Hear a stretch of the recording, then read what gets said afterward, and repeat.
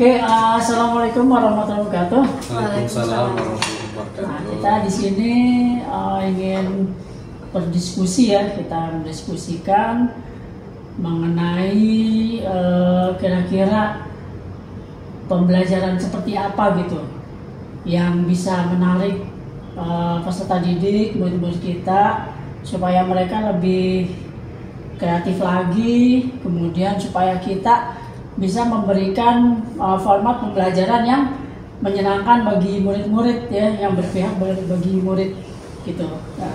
Nah, kira-kira seperti apa ya kreativitas supaya anak-anak lebih meningkat lagi kreativitasnya, kemudian pembelajaran kita juga lebih bermakna, lebih menyenangkan bagi anak-anak gitu. Kira-kira apa ya? Menurut Ibu Lisa gimana? Oke, Terima kasih Pak Zainal. Kalau tadi kan pertanyaannya keikutsertaan siswa ya, biar mereka itu lebih banyak berpikir, lebih banyak bergerak, menggunakan semua inderanya. Kebetulan kan saya ini geografi. Pada pembelajaran yang baru-baru ini itu akan masuk peta, dan itu sangat dekat banget sama mereka, terutama itu dengan gadget.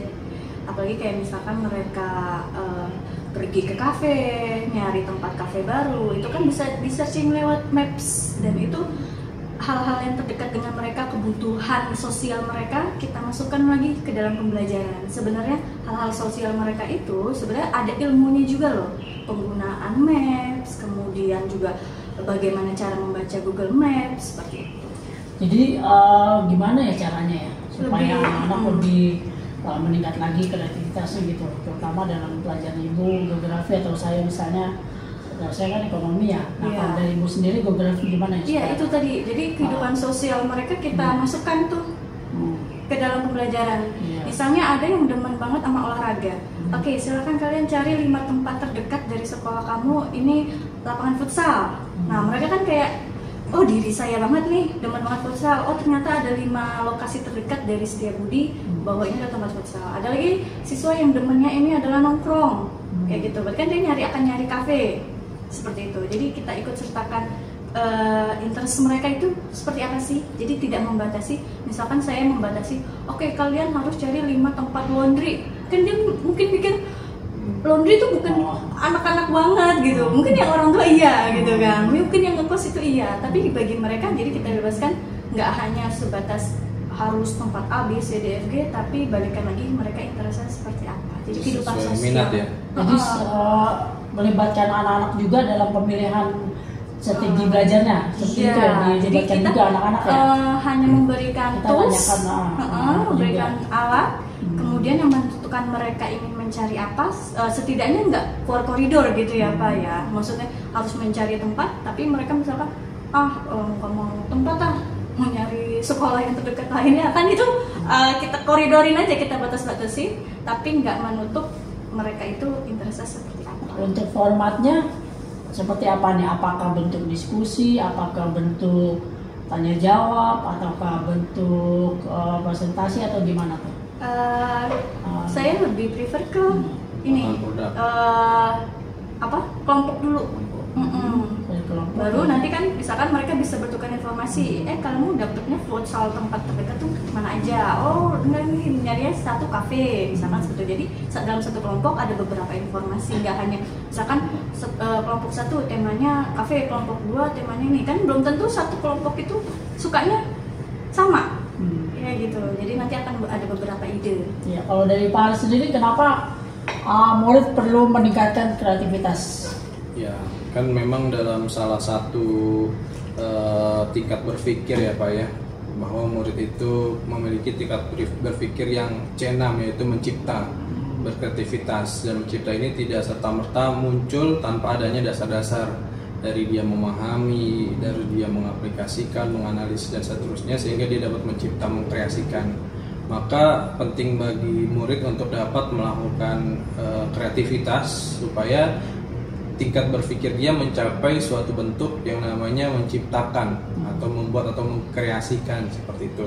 Maka hal itu menjadi penting Pak, gitu menurut saya. Ya, menarik nih, menciptakan gitu ya. Berarti nanti kira-kira apa nih cara meningkatkan kreativitas anak-anak nih, murid-murid kita nih, Dan terkait yang tadi menciptakan itu kira-kira seperti apa nih? Kalau menciptakan itu kan bisa dari pertama dia melakukan inovasi dari hal yang belum ada, lalu dia adakan menjadi hal yang baru, atau dia bisa juga mengamati, meniru dan menjadikannya sesuatu yang lebih berbeda, menaikkan levelnya atau menaikkan tingkatannya dari yang sudah ada seperti itu. Jadi bisa dibuat seperti itu. Misalnya dalam pembelajaran anak-anak, walaupun misalnya pelajaran ekonomi, pelajaran geografi atau apapun, misalnya anak-anak kita diminta untuk membuat lagu atau membuat lirik lagu, kita kaitkan dengan literasi. Lalu mereka membaca literasi mengenai misalnya tentang desa kota, mereka baca, oh ini klasifikasi desanya seperti ini, lalu mereka pilih, ternyata klasifikasi yang masuknya swadaya tuh desa apa, swakarya apa, swasembada apa, lalu dikreasikanlah menjadi sebuah lirik lagu yang mereka analisis, oh ini cocoknya swadaya, mengkreasikan menjadi lirik lagu. Lebih lanjut lagi mereka bisa juga mengkreasikan, menggabungkan beberapa pelajaran, mereka akhirnya membuat sebuah musik dari situ Pak. Lebih lanjut lagi misalnya dari musik itu dibuatlah sebuah video klip. Nah, jadi semua mereka juga bisa editing di situ, kreativitas mereka, kolaborasi mereka dengan teman-teman itu bisa juga terjadi. Ya, makasih. Nah, ini menarik tadi Pak Haris bilang inovasi ya. Inovasi, kemudian ada pembuatan video klip. Nah, ini saya ada program nih. Saya ada program itu namanya Sinergi.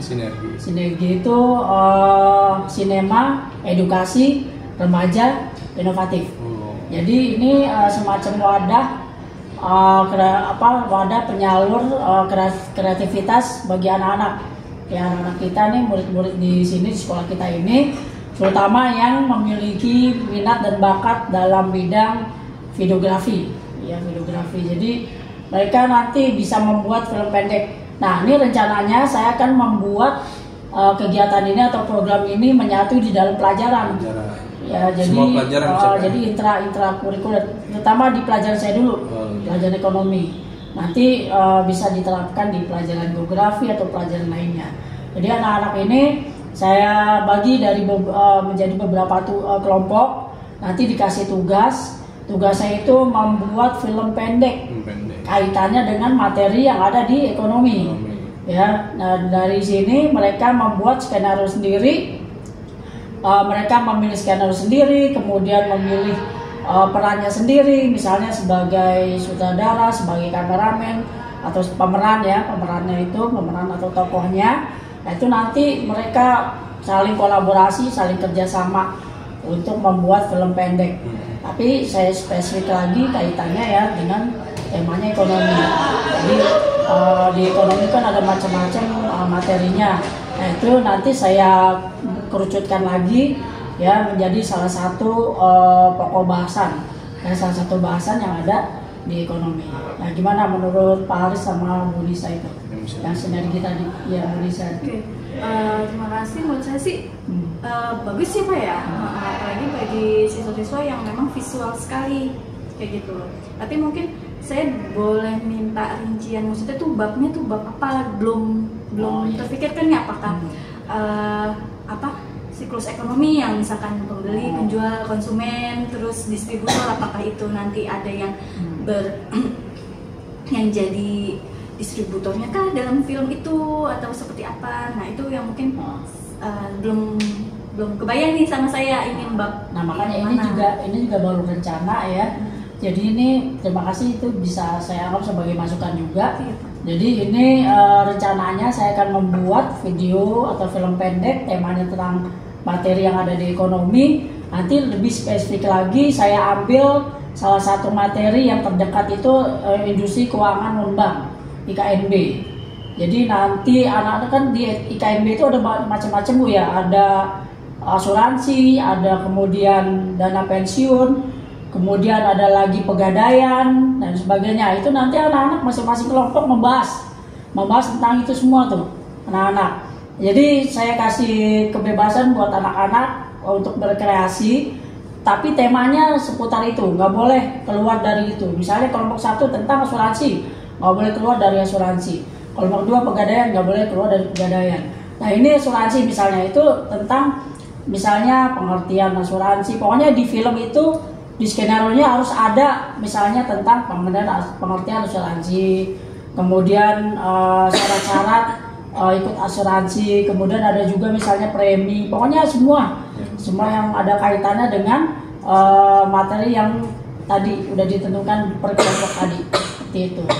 Itu Bu ya, jadi itu yang tadi. Kalau menurut Pak Aris gimana? Ya menurut saya itu ide yang bagus ya Pak ya, untuk membangun kreativitas, apalagi di era saat ini di mana memang industri kita menuntut sekali adanya broadcasting ya, dan apapun pasti ujungnya adalah promosi visual ya, gambar kah, video kah, otomatis kan itu bisa berguna bagi anak-anak. Apapun nanti bidang anak-anak pasti membutuhkan hal-hal seperti ini ya. Kalau mereka dapat mengerti, menurut saya bagus untuk era sekarang ya. Paling nanti saran saya Pak, memang yang Pak Zainal juga pahami bahwa anak-anak mungkin ada yang paham ya mengenai editing, ada yang belum paham ya, seperti itu. Mungkin ada strategi-strategi dari Pak Zainal supaya bukan hanya produknya jadi, tapi bermakna bagi semuanya gitu Pak. Iya baik.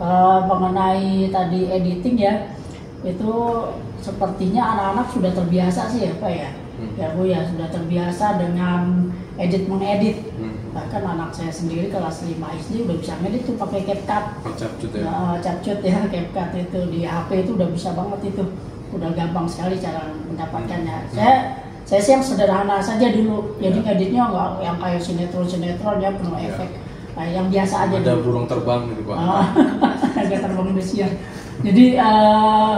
Jadi yang sederhana dulu. Yang penting intinya itu. Ya intinya meningkatkan kreativitas anak, kemudian sebagai variasi lah, bagaimana kita mengajar. Kita kan kalau kita ajar hanya ceramah aja kan anak-anak bosan ya. Diskusi bosan Pak ya. Dan juga sebagai berpihak ke murid. Betul. Jadi kan sekarang pendidikan itu harus berpihak ke murid. Pokoknya enggak, kalau dulu guru sentris, kalau sekarang enggak, murid ya student sentris. Jadinya anak-anak mereka kita latih kreativitasnya, kemudian kita kembangkan minat bakatnya. Siapa? Begitu Pak ya? Ya, terima kasih Pak. Mungkin nanti tinggal eksekusi aja Pak. Gitu rencana udah saya matangkan lagi. Saya juga akan tampung masukan dari Bu Nisa dan Pak Aris juga ya, untuk nanti lebih baik lagi untuk kegiatan ini. Ya mohon dukungannya dari semuanya. Baik Pak. Ya terima kasih atas waktunya berdiskusi hari ini. Ya terima kasih. Assalamualaikum warahmatullahi wabarakatuh. Untuk materi selanjutnya ya, kita akan bicara mengenai IKNB ya, Industri Keuangan Non-Bank. Jadi nanti untuk materi berikutnya itu saya tawarkan ke kalian ya, untuk nanti seperti apa yang kalian inginkan untuk pembelajaran nanti. Ya, silakan kalian seperti apa yang kalian inginkan, belajarnya seperti apa. Silakan, ada yang mau ya, Mas? Kalau menurut saya mungkin bisa dibuat dengan cara studi masalah kasus Pak. Dengan cara sendiri.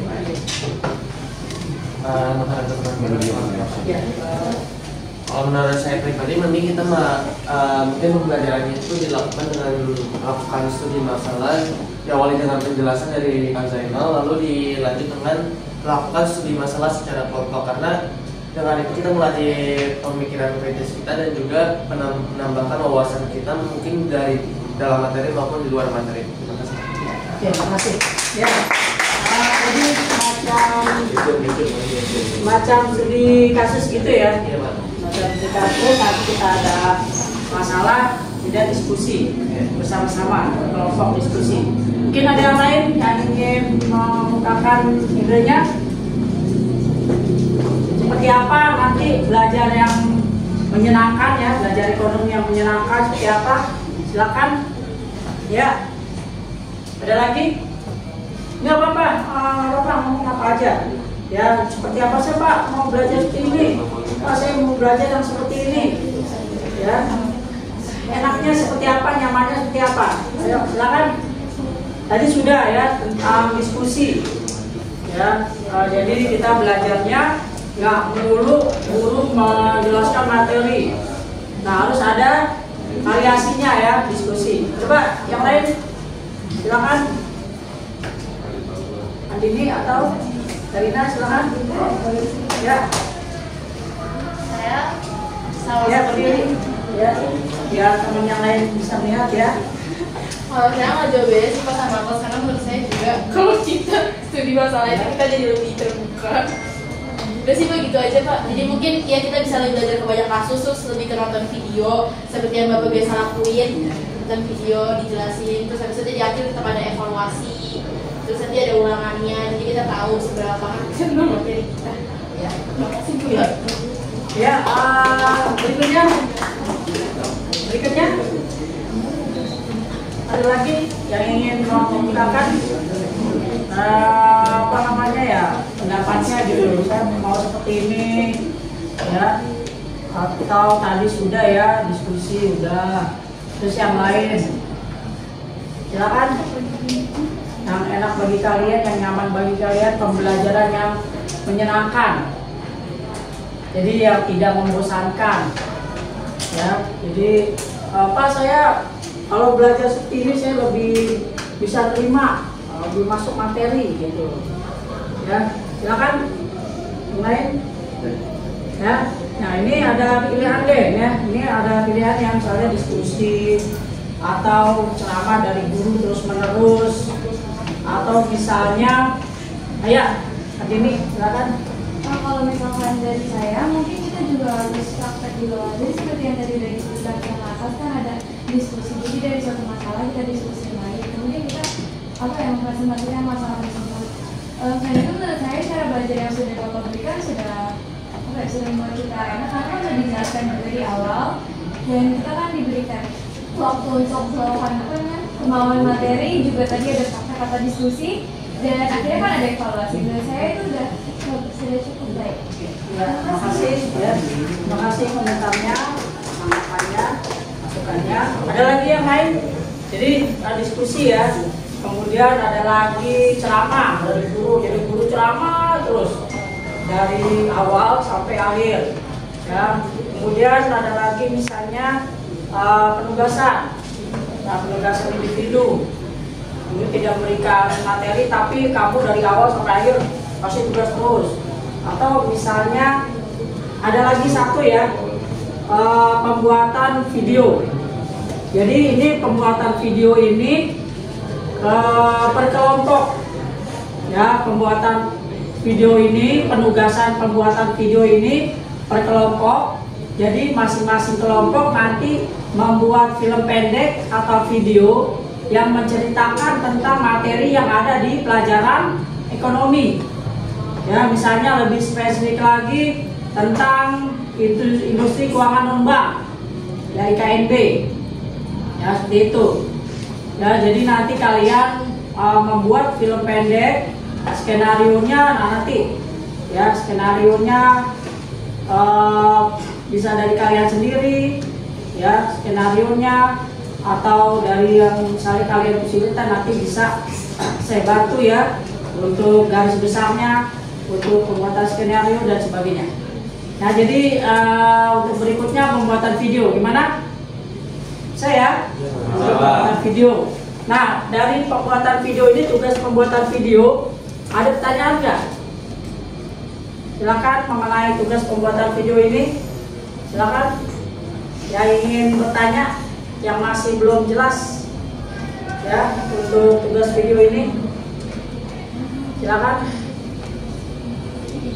Jadi ini berkelompok tugasnya berkelompok, nanti menceritakan tentang industri keuangan non-bank ya, macam-macam tuh kan. Kalau bank itu kan untuk menyetor ya, menyetor uang, mengambil uang, kemudian orang ada meminjam uang, nah, itu bank ya. Contohnya bank apa? Bank BCA, terus Bank Mandiri, BNI, BRI, dan sebagainya.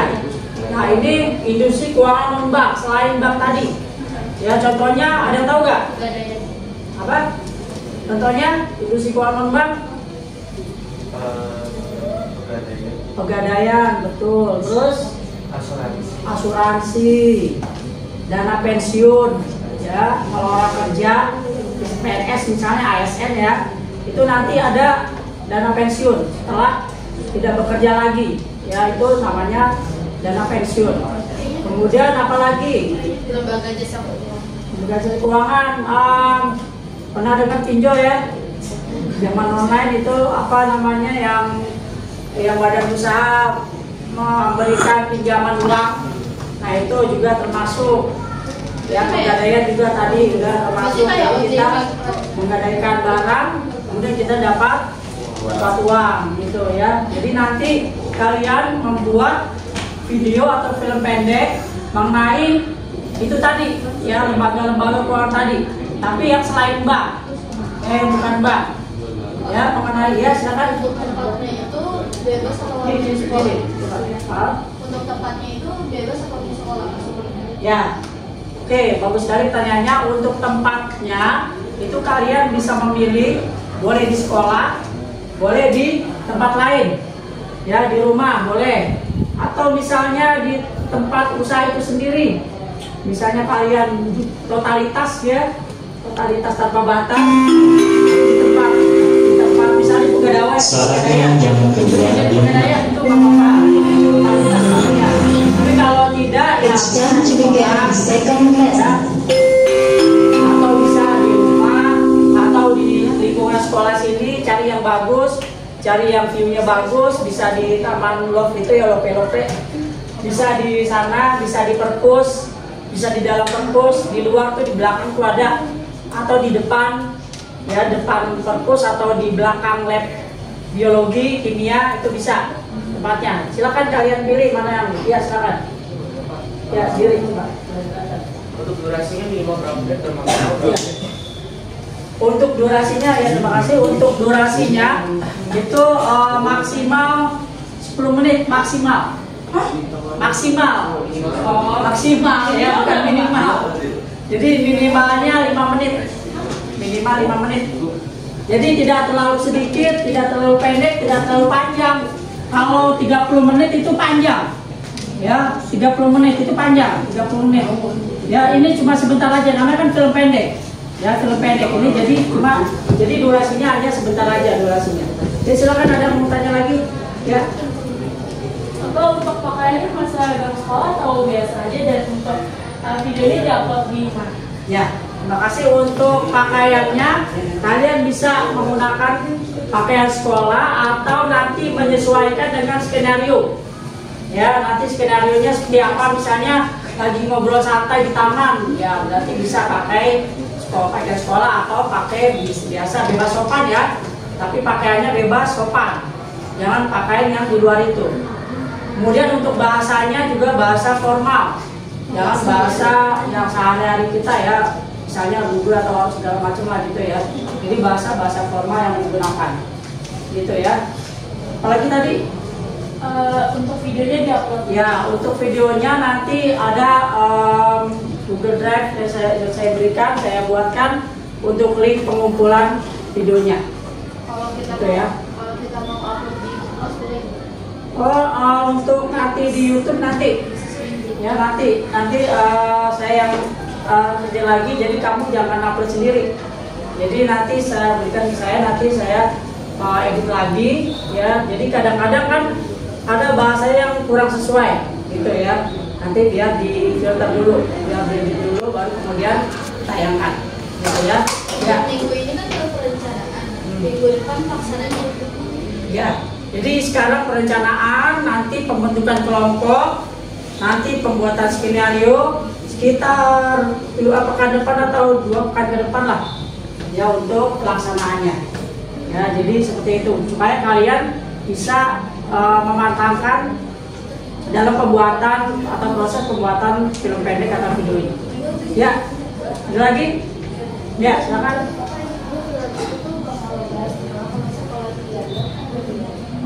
Ya, nanti pokoknya untuk jalan ceritanya ya itu mengenai temanya seputar industri keuangan non-bank, misalnya dana pensiun atau misalnya asuransi. Temanya tentang asuransi. Ya, itu terserah kalian. Kalau kalian ingin membuat skenario sendiri, ya bisa pengertian asuransi, kemudian manfaat dari asuransi, kemudian apa yang didapatkan dari asuransi, syarat asuransi dan sebagainya. Ya, atau misalnya yang lain pegadaian, pengertian pegadaian, kemudian syarat-syarat supaya kita bisa mendapatkan pinjaman di pegadaian dan sebagainya. Ya, itu nanti kalian dikasih kebebasan untuk membuat skenario. Tapi temanya tentang IKNB ya, industri keuangan bank itu tadi tentang pegadaian, asuransi, dana pensiun dan sebagainya. Baik, ada lagi?